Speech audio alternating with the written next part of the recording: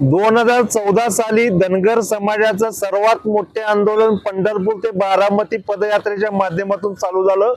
21 जुलैला बारामती येथे आंदोलन सुरू झालं। 21 जुलै ते 29 जुलै हे 9 दिवस या राज्यातील समाज बांधवांच्या वतीने 9 उपोषणकर्ते आमरण उपोषणाला बसले।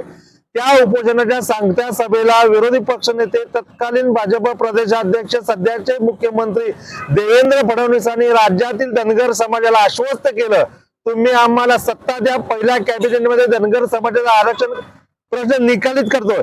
या घटनेला आज 11 वर्ष पूर्ण झाली आणि हा 29 जुलै हा दिवस धनगर समाजासाठी विश्वासघाताचा दिवस ठरला आहे।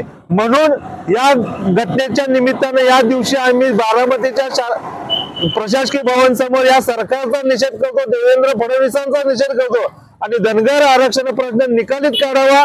तुम्ही ज्या पद्धतीने या राज्यातील धनगर समाजाला आश्वासन दिलं होतं त्या पद्धतीने धनगर समाजाला आरक्षणाचे सर्टिफिकेट मिळालं पाहिजे, यासाठी योग्य ती कार्यवाही करावी, यासाठी आज लक्षवेधी आंदोलन करत आहे। एकीकडे राज्य सरकार, केंद्र सरकार या प्रश्नाकडे बघायला तयार नाही, ऐकायला तयार नाही, बोलायला तयार नाही।